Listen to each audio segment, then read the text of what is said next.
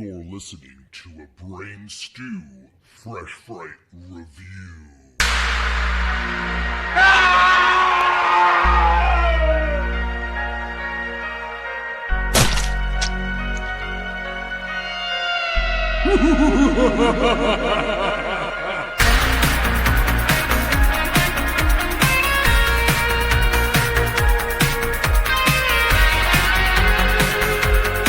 What's up, creeps, and welcome to another brand new Epic Film Guys Fresh Fright Review. I'm Justin. I'm Jeremy. And Jeremy, this episode is extremely special to us. It is a review of the return of the one and only, one of the gods of the horror genre, I may say, Sam Raimi, with his brand new movie, Send Help, which is landing in theaters this motherfucking week, and we had an opportunity to be invited to the Motion Picture Association to see it early. Man, I don't know about you, without any initial thoughts, without anything else, doesn't it just feel great to know Sam Raimi's back behind the camera with a brand new movie? Oh man, I was immediately down for this movie when it was people stranded on an island, survival scenario, and Sam Raimi. I'm like, well, this sounds like everything that I love. Yeah. Amazing. Yeah, I mean, his last big movie was, well, it was a big movie. It was Doctor Strange in the Multiverse of Madness, which I did see, which I preferred to the first Doctor Strange. I think Raimi brought his visual technique and style and flourishes to that world, and a lot of Marvel fans weren't a fan of that because it felt different than typical Marvel. But if you hire Sam Raimi, you're gonna want Sam Raimi to do his thing. So I was a really big fan of that one, but he hasn't really touched on the horror thriller genre since, directly at least, since Drag Me to Hell, which is funny because I'm actually screening that movie tonight at Alamo Drafthouse DC area, Ashburn. Now this recording is going to land before the screening, or after the screening actually happens. So those listening, sorry to bum you out that you're missing it. But his last movie that was a genre movie per se was 2009, man, which is a very long time. Now I know he did direct the first episode of Ash vs. Evil Dead. Is that correct? Was that the only one that he did? Yeah. Yeah, I believe that's the only one that he did. Was that pilot episode, which is great. It felt like a classic Evil Dead. But it's been so long since such an amazing filmmaker has been behind the camera and making movies. And we love a lot of new horror movies. We love a lot of new thrillers. We love a lot of new action movies.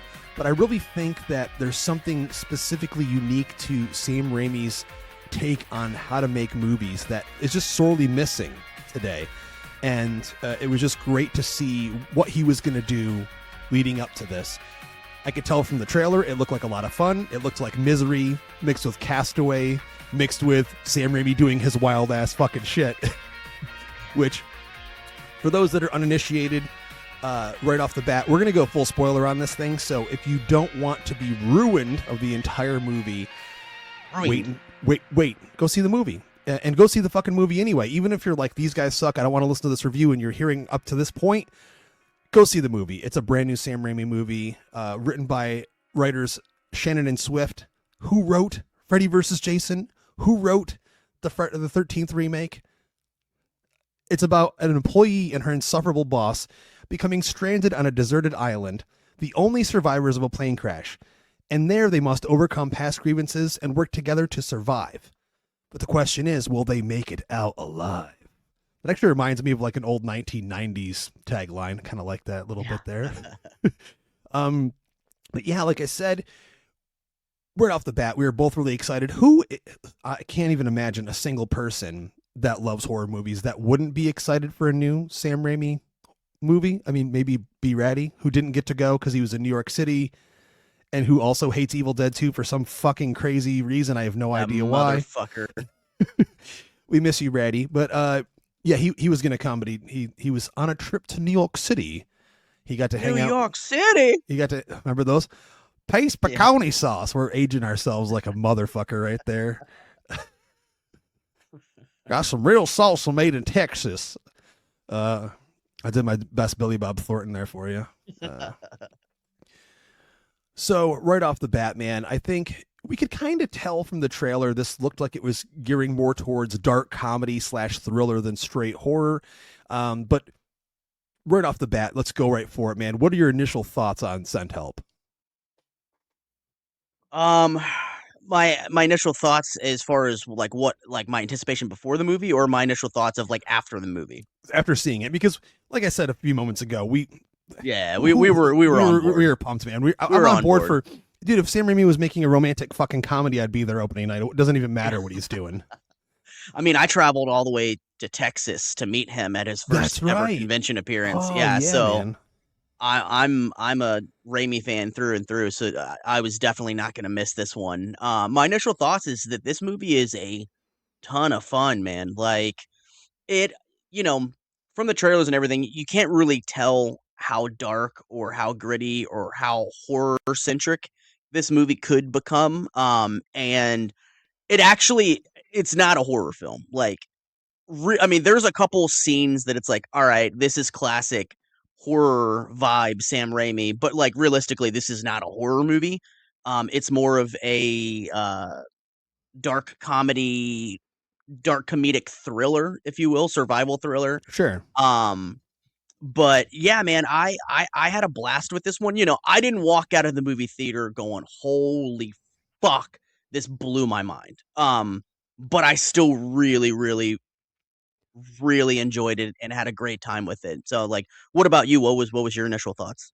I mean, I absolutely loved this movie. I'm not sure where it stacks up in his filmography right now, but it's because I'll be honest here, like as much as I love his horror stuff, like Spider-Man 2 is one of my favorite movies of all time. Like I love what he's done with that genre as well. So it would take me some time to actually configure a list, if you will. But I walked out of this, I laughed my ass off at this movie. I jumped out of my seat applauding at some of the violence in this movie.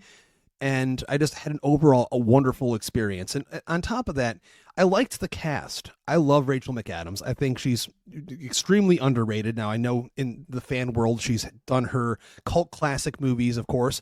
But here she plays Linda Little, who's an employee from this company's planning and strategy department, who is going through some shit. You can tell she just has this little cockatiel named Sweetie. She lives by herself. We meet her and she's ridiculed. She's kind of like a dorky dork.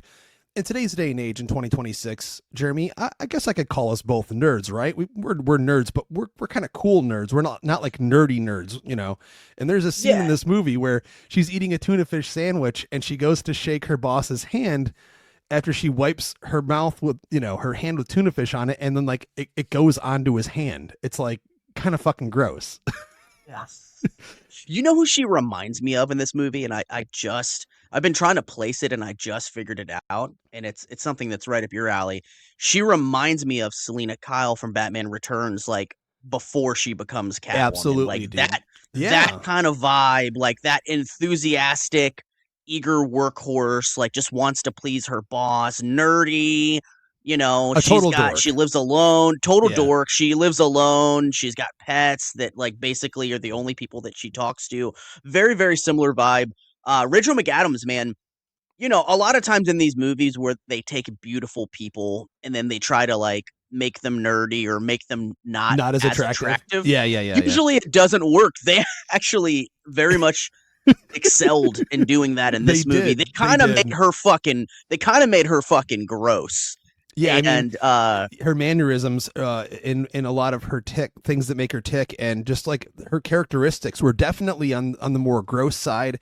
And again, not to be cruel, her hair looked really greasy. Her hair looked greasy, like she doesn't bathe a lot. The fact that her hygiene, people are complaining about her eating tuna fish sandwiches in the office, which is a normal thing that I've heard in the past. Because, bro, back in the day, I used to eat like tuna fish and rice and shit, and people be like, "Bro, get that tuna fish the hell out of here."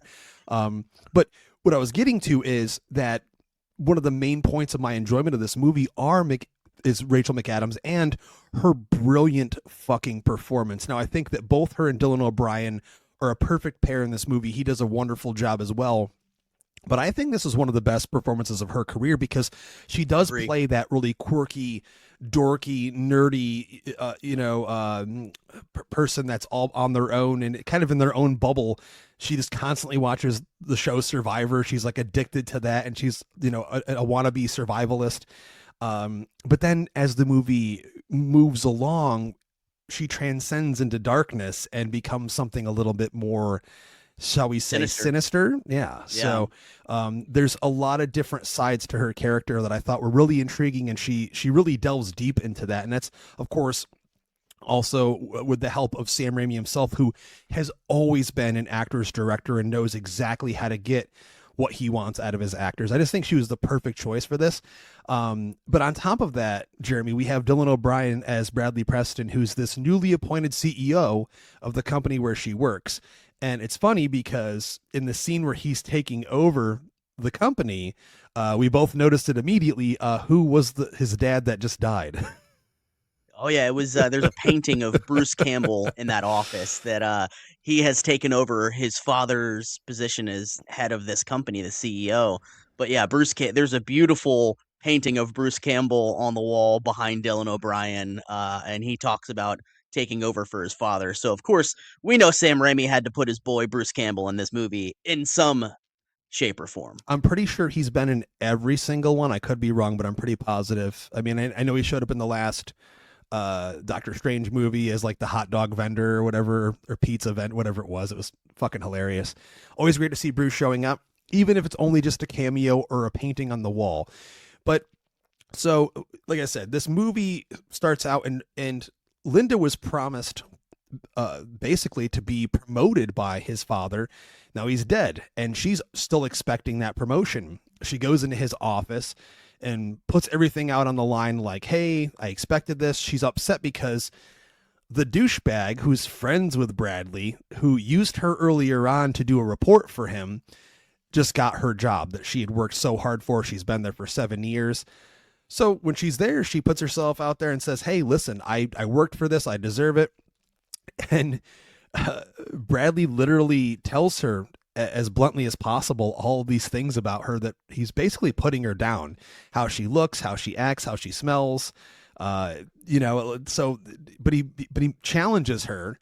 At one point in time, they're like, he'll bring her on this trip. Is it to Hong Kong or something? I think it's to Asia. And they have to fly on the company plane to Asia. So it's literally her, all of his douchebag lackeys, and Bradley on this plane. And I don't want to ruin anything for anyone, but this scene was one of the most intense, insane, fucking vicious, amazingly entertaining scenes of the whole movie. Oh, dude. Yeah. Oh man.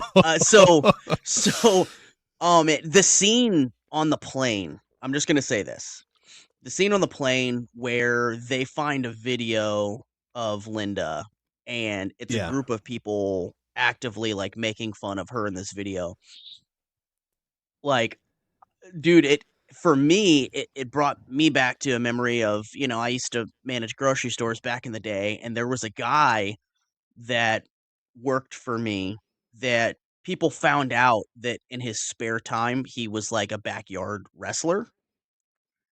And all of a sudden one day, one of my truck drivers that was delivering, an order of, a huge pallets and pallets of groceries was like, did you know that this dude, like in his spare time, is like a WWE like backyard wrestler? And I was like, no. And he was like, let me show you. So then he like showed me videos of this guy that worked for me, like as a backyard wrestler. And like, he was like laughing his ass off. So I kind of was just like, I mean, whatever on it. But then like other people started to find out that he was a backyard wrestler, and it became like a thing where people were like showing the videos. So like watching that scene in the movie of them like laughing at this video of Linda, like it really brought me back to like, oh no, like shit like this happens, because it happened. It does, to a dude that I worked with or whatever. But man, the insanity that happens, because as you know, they crash on an island. Obviously, that's literally that's literally in the trailer. No real spoiler. Yeah, the plane goes down, and holy fuck, man. It was Sam Raimi anarchy in this scene. Fucking like over the top, brutal, but also like hilarious too, like only in a way that he can pull off. Like there's a very particular style to Sam Raimi's humor, and a lot of it is very the Three Stooges, man. Like, and you can tell the points in the film that Sam is leaning heavy on Dylan O'Brien to like really kind of ramp up his Three Stooges kind of comedy, like even from like a laugh or the way that he'll look. Like Yeah. he just has a very particular style in comedy, and like, dude, this plane scene that we're talking about is fucking it's I mean, it's terrifying. It is And terrifying. it's insane. I mean, I'm terrified of flying. I've mentioned this on the show many times over the years. I recently flew again to go to New Orleans with Brady and his wife Faye last year. It was a great time. It was totally worth it. But I hate doing it. I hate being on the plane and watching this. I'm like, oh God, this is going to set me back 5 years, because even though obviously it's done with digital effects for the most part, no miniatures or anything like that really, it's still terrifying. But what was even worse is that it builds to that moment where they're watching her Survivor audition tape and they're making fun of her. And I felt so terrible for her because she's sitting there. They're looking back at her as they're laughing in her face. But that tension continues to build throughout the scene. And then next thing you know, boom, the plane opens right up. They're fucked. They're gone. They're going down. He's such a perfectionist at building suspense and tension. And he does it so well here that when the plane actually starts to go down, it's like an explosion inside of yourself. And then when the mayhem ensues, it's just like he's having so much fun. You know, his Dutch angles that he does and all of his stuff, you know, they're all very present here. And like you said, the slapstick, he just loves slapstick. I mean, watch Evil Dead 2, any of his stuff, he's got slapstick galore in there. But it's when they get to the island and, you know, these two have to build some kind of a relationship. I mean, Bradley is injured on his way down. She gets perfectly on the island, wakes up, and she's like, I'm good to go. You know, we see throughout the movie. I mean, let's be clear, before the movie starts, Jeremy, I thought this was really funny. I mean, it might be jarring for some people, but there's like a commercial for Survivor before the movie. Literally. Yeah, it's like a clip of Survivor. You had an inkling. Like I guess you had read stuff that it tied in with Survivor, the TV series. So when they played a Survivor 50 trailer, whatever the fuck they're up to now, before the movie started, I was like, well, that's weird. And you were like, I had a feeling they were going to do that. Yeah. And so I had no idea that there was this Survivor aspect added into the story, which was brilliant. Yeah, I mean, so she gets there and she sees that he's injured on the beach, and instantly she starts building like shelter for him and puts him underneath there so he doesn't get, you know, the rain on him. She's tending to his wounds and builds all these little things out of leaves and sticks so she can gather water from the rain so they can drink water. It's like, dude, I mean, there are people out there. This is a real thing. Like I just saw a commercial yesterday for the new episode of the new season of Survivor. I've watched it maybe 5 times my entire life by accident. It's not like it's anything I'm into, but people are survivalists, man. And I understand why. I mean, it's exciting to push yourself and learn how to be like our ancestors, like, you know, do shit before we had technology to do it for us. And this character, she's self-sufficient. She's been on her own for so long, so it makes sense that this would be a part of her life vernacular, if you will. And so, but he wakes up and he's being a dick to her immediately. But he's kind of fucked, though. Much like in Misery, he can't walk, so he's stuck with her. Mm-hmm. And Dylan O'Brien, I think that he does very well in this movie. And I think that he plays an asshole so realistically so perfectly that you fucking actually hate him. You're like, this piece of shit, man. So he does a really good job. I will say though, I think Rachel McAdams is lights out phenomenal in this movie, and Dylan O'Brien I think does a really, really good job, but I could see a lot of different actors portraying that role, the same caliber that he portrayed it in the movie. My opinion is that Rachel McAdams is just fucking the holy trinity in this movie. Like she just carries the entire weight of the movie on her shoulders. Like she is so believable. Like, you forget that you're watching Rachel McAdams. That's how good she is and how immersed into this character she is during this movie. I agree with you, and it really is. Like I said, the comparisons are there to like Misery, for example. I just screened that at Alamo back in December for the anniversary. I hadn't seen it in a while, and I feel like James Caan and Kathy Bates are perfectly matched. And that role was offered to like Al Pacino, De Niro, like all these different names, and it finally went to James. And those two are like perfectly paired. I do think these two work really well with one another. I see your point of view, though. There could have been other actors that maybe could have filled O'Brien's shoes, but I do think he's just swarmy enough and an asshole enough that it really works within the movie. So I think he's perfect and charming enough. He's very charming enough when he's there's moments that he has to try to fool her and try to charm her. I mean, and also as the movie goes along, we talked about how they did such a great job in making Rachel McAdams not look as good as we normally see her. But as the movie goes on and her confidence builds and she has more control and power, she starts standing up straighter. She starts having her hair looks better, more confidence, and it shows in her character. Because like I said, for the majority of this movie, he can't walk because he really injured his leg. And halfway through the movie, they haven't eaten any meat or anything. And one of my favorite scenes, of course, she knows there's animals on the island. She's already been trekking around, adventuring, checking out what's on the island, what they can use. And we get the amazing warthog scene, which, I mean, it's probably one of the goriest scenes in the movie. And it's definitely like pure horror Sam Raimi, with juxtaposed with the comedy aspects. Yeah, there are two scenes in this movie that are through and through undeniably Sam Raimi. And the first one is the scene with the plane going down and like all of the action set pieces and actors in that scene. And then there's the warthog scene in this, that it's just like, oh man, this is fucking Sam Raimi. And it's every time you think it can't get grosser or more over the top or in your face, it fucking does in this scene, as Sam Raimi is a master at doing. Like, she Rachel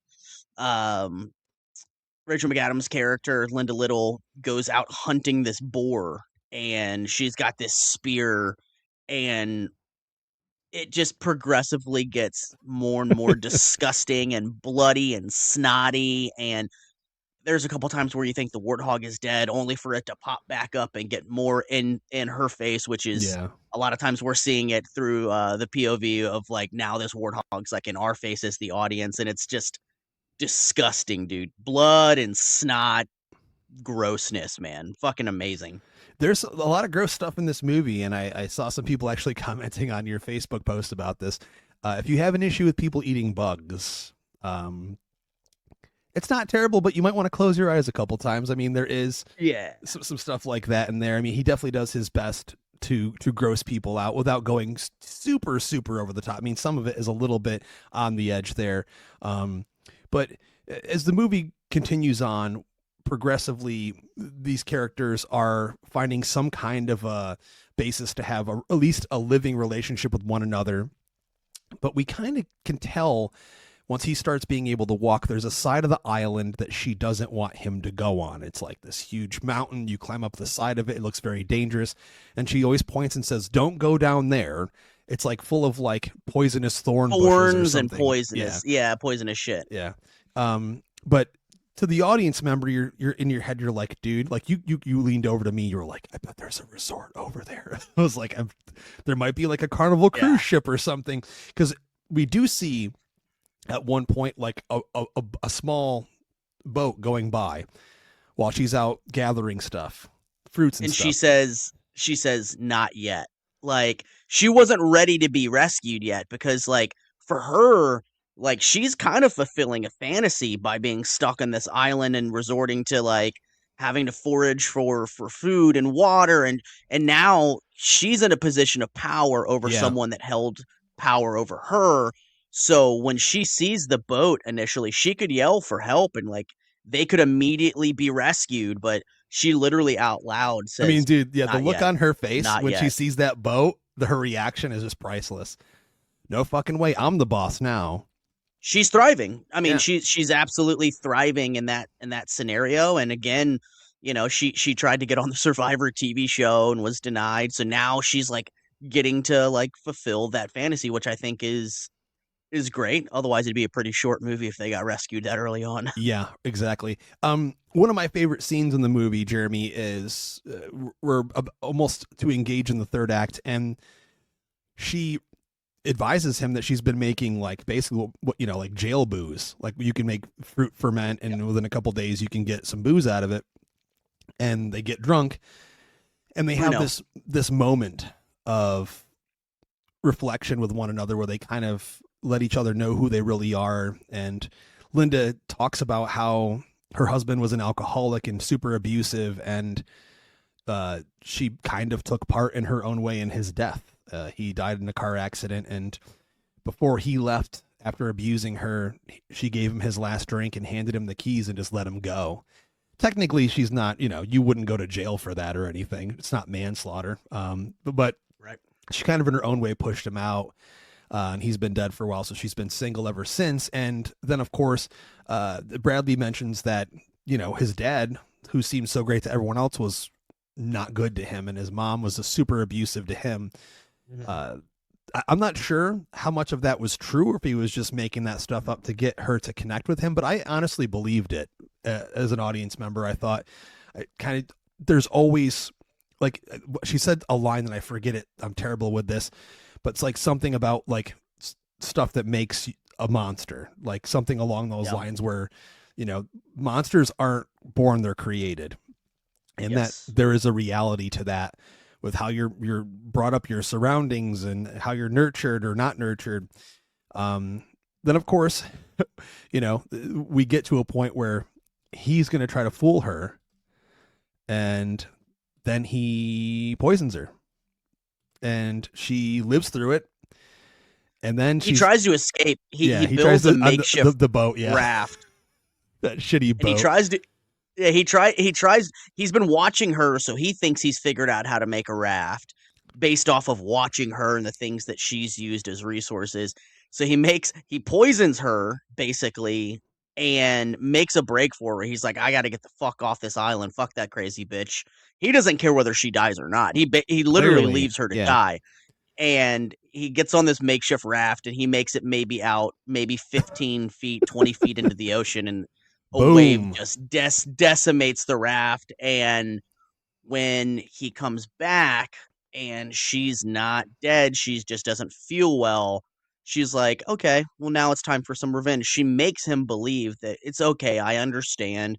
But then she ends up concocting a meal and gives it to him. We'll come to find out it's basically things to tranquilize him. He's unable to move. Oh my God, this scene, dude! His legs. This scene, oh, dude, it's terrifying. This scene is actually terrifying. Yeah, it is terrifying because she somehow has a knife, right? And he asks how she got this knife. It's like a brand new, like medium-sized steak knife of some sort, and she's like, "Oh, it washed up in the wreckage."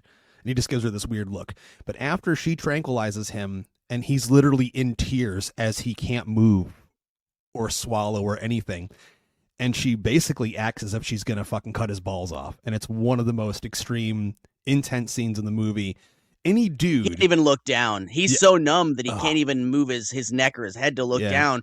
So all of a sudden, she takes this knife right in front of him and starts going to town, and blood squirts up and hits him, and she's like, oh my God, we have a bleeder. So he is numb, but he believes that his balls are literally being chopped off from Linda Little.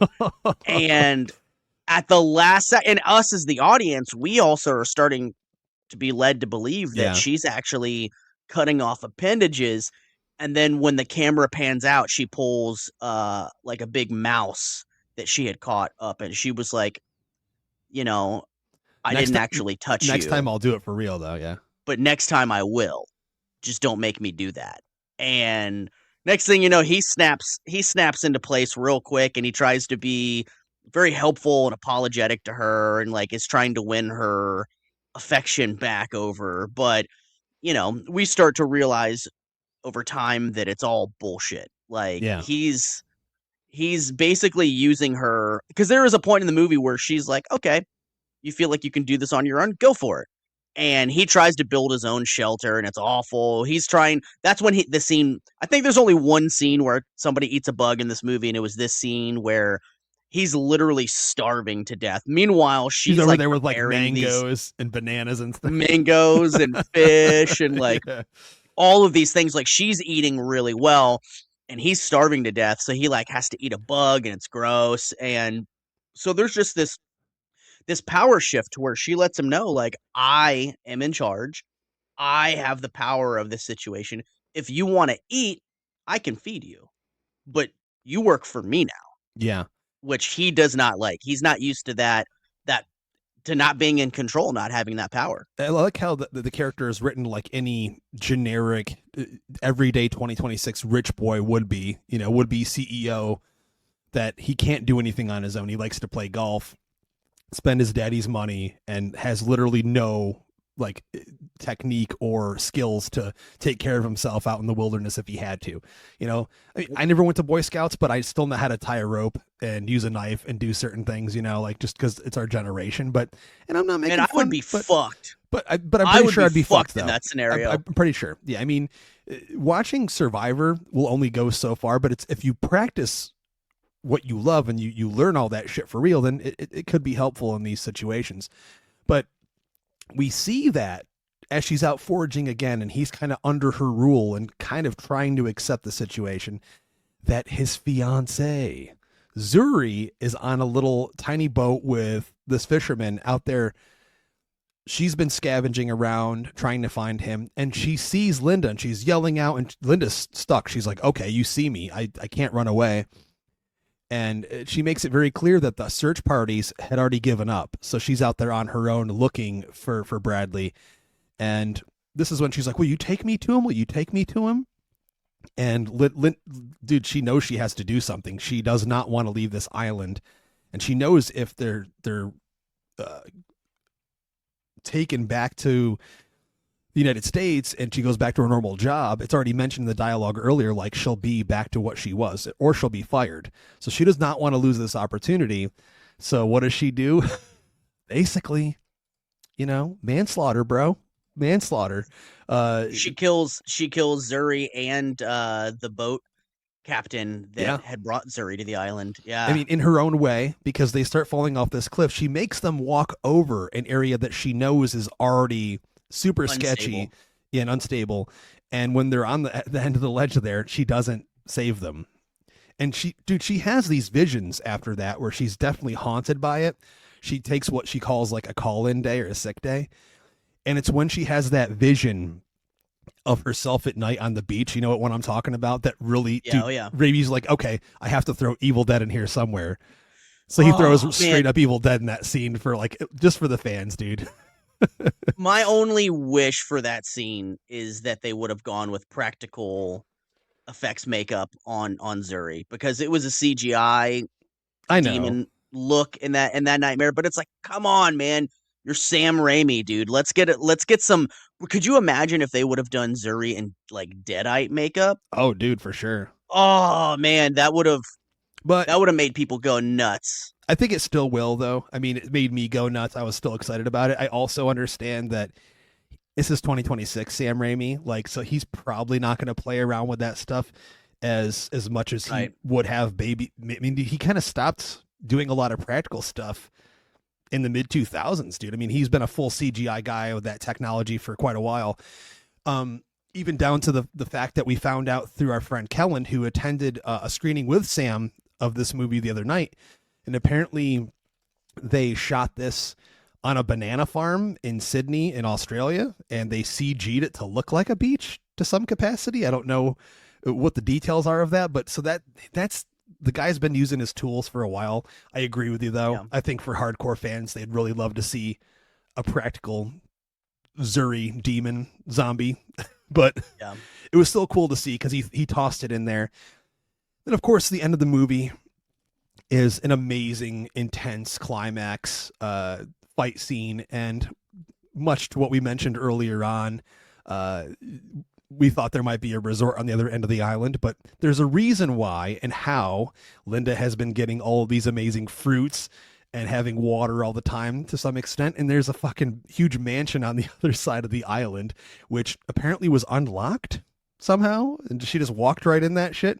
She said something like it was some billionaire who she mentioned who it was. Yeah. But they have this huge battle and it's really awesome. Super violent, super bloody. I just had such a great time with that. How about you?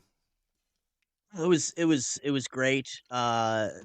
The lead up to that was fantastic of him discovering the house and Yeah. entering the house, and she's watching him on the security cameras Yeah, that yeah. she's already turned off to where the owner of the house isn't able to access any of it. And also she basically implies that the guy who owns the house like also could he's so rich he could kind of give a shit about the house. That's what it But was, yeah. so there's this big showdown, and that's where some of the Sam Raimi humor of the Three Stooges when Linda and Dylan O'Brien's character go toe to toe at the end, and he kind of gives like like kind of Sam Raimi, yeah, It like reminded old me school of Hollywood. it reminded me of Willem Dafoe's Green Goblin. Like same thing, dude. Same thing, man. Definitely Sam Raimi through and through, man. And it was a satisfying ending, and I mean, what did you think? Dude, I loved the ending. I thought it was so great. I'm not going to go totally in depth with what exactly happens between the two of them because I want to leave that a little bit open ended for people, even though we spoiled the whole rest of the movie. But you kind of have to experience the ending climax itself for yourself. But what I love is at the end of the movie, she is a completely different character in her own way. She mentions Blondie one way or another as one of her favorite songs to do karaoke to earlier in the movie, and she's made fun of. And then the song plays with her, like in her cockatiel in a fucking expensive convertible driving next to the ocean. She's got money. She's playing a golf game. Like clearly she's made out really well from this. And it's just one of those like really fun, happy endings where it's like you want to cheer for her. Because even though she's done some despicable shit in the movie and she's a super dark character, you can't help but root for her over the super spoiled rich CEO dickhead, you know? It's just a really satisfying ending, I thought, and a great way to leave the theater just feeling really good and that you had a great time at the movies. Absolutely, man. Absolutely. I really, really, really enjoyed this movie, and I'm urging everyone to go check it out. People, have hit me up and been like, what did you think about the movie? And I'm like, dude, it's a ton of fun. You should definitely go see it. This is definitely a movie that you want to see in the theater. I mean, the crowd that we saw it with were laughing and clapping and cheering and ooh, when something Yeah. was really And disgusting. dude, It was a really we had a small crowd too, man. It wasn't even, it was like less than 30 people, but it was loud and roaring and it was just really a blast to watch with those people. It's a crowd pleaser for sure. This is not a movie that I was like, oh fuck, I loved this movie through and through. I didn't walk out of the theater like on cloud nine, like when a movie really blows me away, but I had such a good time with it, and it's undeniably just a fun time at the movies. So is that a trash or treasure it from you? It's a treasure it for me. Yeah. I mean, the movie's just so much fun, and make no mistake, this is Rachel McAdams' movie. Like she really, really shines and soars as the lead in this. Just a brilliant, brilliant performance. I couldn't imagine another person playing this role better than her, period. Like I think that this movie was absolutely meant for her. And again, yeah, I urge, everybody to go see this on the big screen. It's just a ton of fun, man. So what about you?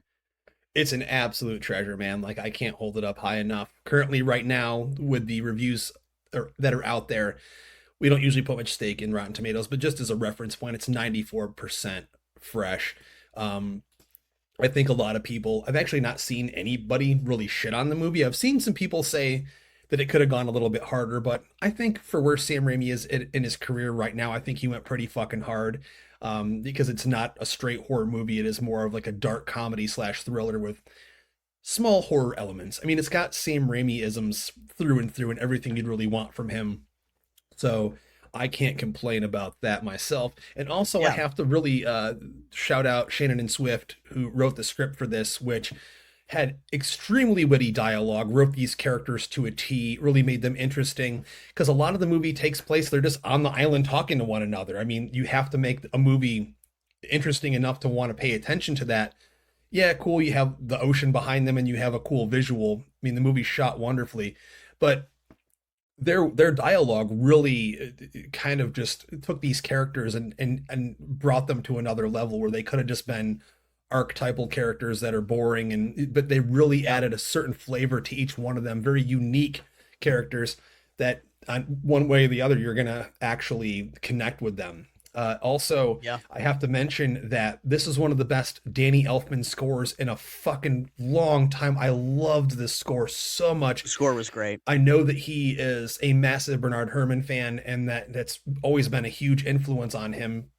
And he loves old Hitchcock movies, and that vibe came through this movie so strongly. I love this score. I can't wait till it hits on streaming so I can give it a listen. So yeah, absolutely. For me, it is a treasure it.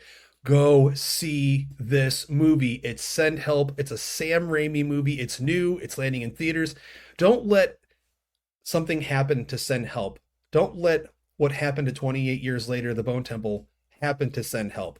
Support this movie. I have no idea what the budget is. I couldn't find that information online. But if we want to see more Sam Raimi movies in the theater, you need to go see this. That's how this shit works, especially in 2026, man. We're not going to get these opportunities forever. So the man wants to make more movies, and I want to see those movies. You want to see those movies. Who knows what he could do next? We have no idea. So that's it, ladies and gentlemen, for this Fresh Fright review of Sam Raimi's Send Help on the Epic Film Guys podcast. If this is your first time listening, thanks for checking us out. If you're a long-time listener, thanks for sticking with us. We love you so much. We're available on every single podcast platform known to man at Epic Film Guys, all over social media. You can find us. But until next time, I'm Justin. I'm Jeremy. And as always, we'd like to ask you to keep that shit. Keep it creepy. Keep it creepy, motherfucker.